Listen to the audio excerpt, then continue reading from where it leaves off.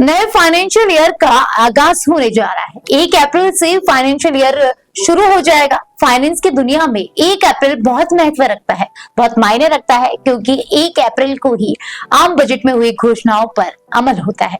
अब 1 अप्रैल काफी नजदीक है और इस डेट से आपकी जेब और आपकी लाइफ पर सीधे असर डालने वाले कई फैसले आपके दरवाजे पर दस्तक देने वाले हैं।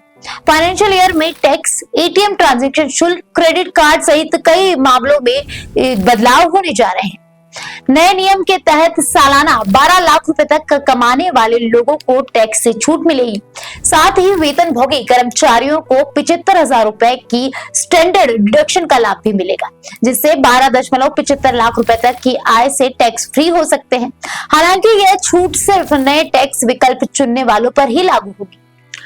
अब एलपीजी, सीएनजी, पीएनजी की बात करें तो हर महीने की पहली तारीख को ऑयल कंपनियां एलपीजी, सीएनजी, पीएनजी और एटीएफ की कीमतों की समीक्षा करती है। 1 अप्रैल से इनमें बढ़ोतरी या कमी संभव है, जो सरकार और ऑयल कंपनियों के फैसलों पर निर्भर करता है। बैंकिंग फ्रॉड रोकने के लिए कई बैंक पॉजिटिव पे सिस्टम लागू कर रहे हैं, जहां 5,000 से अधिक के चेक पेमेंट के लिए ग्राहक को अपना चेक नंबर, तारीख, पे का नाम और अमाउंट वेरीफाई कराना होगा। इससे धोखाधड़ी के मामलों में कमी आने की उम्मीदें हैं।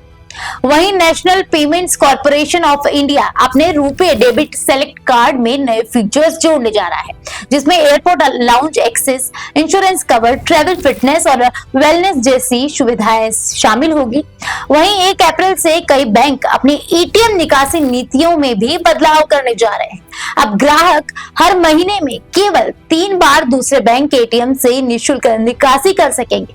फाइनेंशियल ट्रांजैक्शन पर अतिरिक्त 2 रुपए चार्ज लगेगा, जबकि फ्री लिमिट के बाद कैश विड्रॉल करने पर 17 रुपए की जगह अब 19 रुपए शुल्क लिया जाएगा। विदेशी ट्रांजैक्शन की अब अगर बात करें तो ये पहले 7 लाख से अधिक ट्रांजैक्शन पर टीसीएस कटता था, लेकिन अब ये सीमा बढ़ाकर 7 लाख से 10 लाख कर दी गई है। वहीं 10 लाख के बाद अब टीसीएस कटेगा। वहीं बचत खाते में मिनिमम बैलेंस रखना जरूरी हो गया है। अगर आप अपने खाते में मिनिमम बैलेंस नहीं रखते हैं तो आपको अब जुर्माना देना होगा।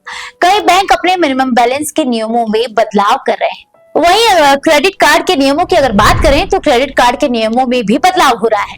इससे रिवॉर्ड शुल्क और अन्य सुविधाओं पर सीधा असर पड़ेगा।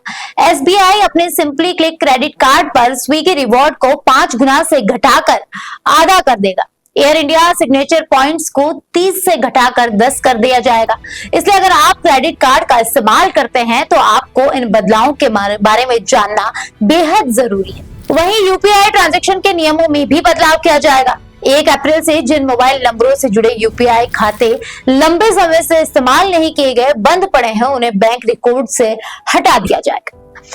इन नए नियमों में बदलाव का सीधा असर आपकी जेब और आपकी पूरी लाइफ पर पड़ेगा। इससे आपके रोजमर्रा के खर्च, बचत और निवेश पर भी सीधा असर पड़ेगा। ये नए नियम आपके फाइनेंशियल प्लानिंग को भी प्रभावित कर सकते हैं। इसलिए यह जरूरी है कि आप अपनी आर्थिक स्थिति की अच्छी तरह से समीक्षा करें, बजट बनाएं और अपने खर्चों और अपने निवेश की योजनाओं को नए नियमों के हिसाब से बदलें, ताकि आपको कोई परेशानी का सामना ना करना पड़े।